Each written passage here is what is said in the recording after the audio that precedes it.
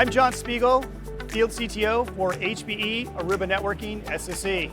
And I'm joined here by Jon Green, the CISO, or Chief Security Officer for HPE Aruba Networking.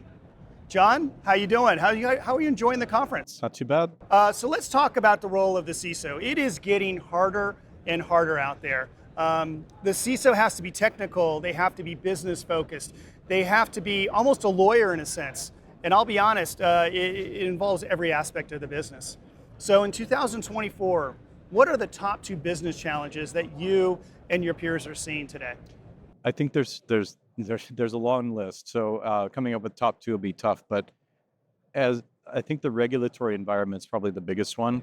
There's a lot of people that are freaked out right now over kind of what happened with Joe Sullivan before, and then the SEC in the last year has started finding people and coming after people, and the CISOs that I speak with are a bit concerned about what does this mean. They're out kind of making statements for their companies of, hey, we have great security program, we're on top of all this stuff, and then they get breached, and suddenly the investor community is looking at that and saying, hey, you misled us, you said all this stuff was true.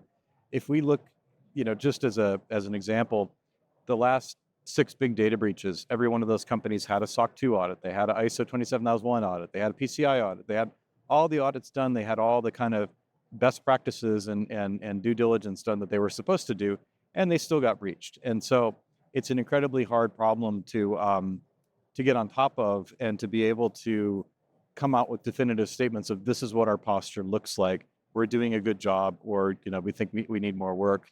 That's tough, and that's scaring some people away from the profession, which is bad news, because you've got a lot of talented folks out there that just say, I'm not taking on the personal risk of being sued in a personal capacity by somebody like the SEC.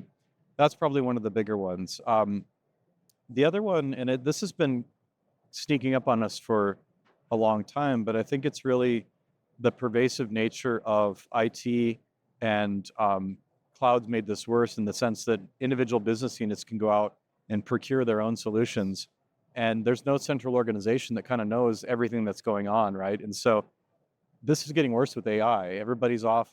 I'm feeding corporate data to ChatGPT. I think most people woke up early and said, oh, we're going to have a policy in place about that, but they don't have the technical controls to kind of shut that down or detect what's going on. And so you've got all this sort of risk out there that you don't even see it, much less have the ability to try to mitigate that risk, because it's just so easy to consume IT anymore without necessarily going through a central IT department. Those are probably some of the bigger ones that I see. You touch on two of the big ones. More and more legislation, more and more regulation regarding cybersecurity rules within even privately traded companies. CISO came out with an announcement recently that they're starting to get into that, and obviously the SEC.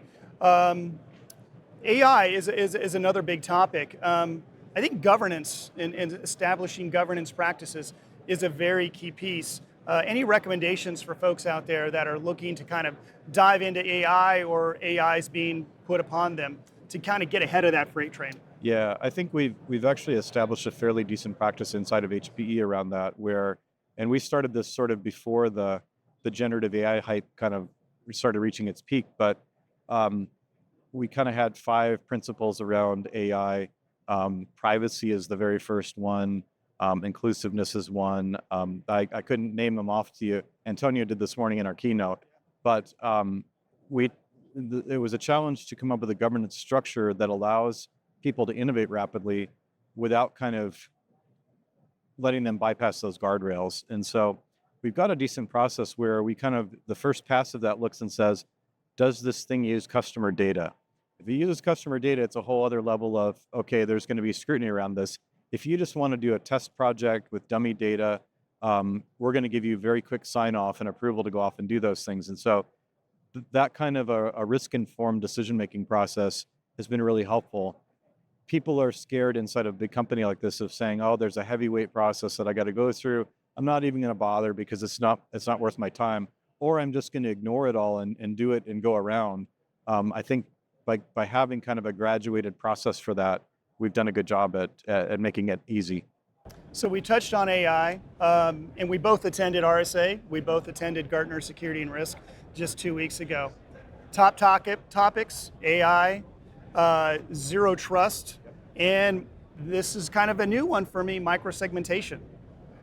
Is there anything kind of on the horizon that HPE Aruba Networking is thinking about in terms of microsegmentation? Yeah, I'm going to talk about this in my keynote tomorrow a little bit, the general session, but segmentation, network segmentation in general, is one of these, and what I'm going to say is that's not the sexy part of cybersecurity, right? That's not the adrenaline-inducing stuff Yeah, that you absolutely. get out of detection and But it's response. necessary. But it's necessary. And honestly, I would rather not have the adrenaline piece, right? So I'd rather invest up front in kind of the protection actions. And that's what network segmentation is really about. It's saying, I can't possibly, the people that say just patch everything, right? They haven't worked in this space before. It's not that easy to do that. I'm gonna have assets that get compromised, and network segmentation is really trying to say, let's minimize the blast radius if that does happen, so that it's a minor incident to go manage instead of being a major incident. That's kind of old-fashioned blocking and tackling, but you'd be shocked at how many people ignore that and just jump right into, I need AI-powered attack detection with automatic Yep. attribution to nation states and all this stuff. Like, you could have prevented that whole thing from happening in the first place with some of those protective and preventive controls up front, and segmentation and zero trust really gets to that. Well, it's very true. I mean, what wins in football is not a fancy running back or a great quarterback. It's what happens in the trenches. Yeah, absolutely. So Jon, I want to thank you for spending some time with me and talking about AI, the role of the Chief Security Officer, and some of the challenges that we're dealing with in the cybersecurity landscape.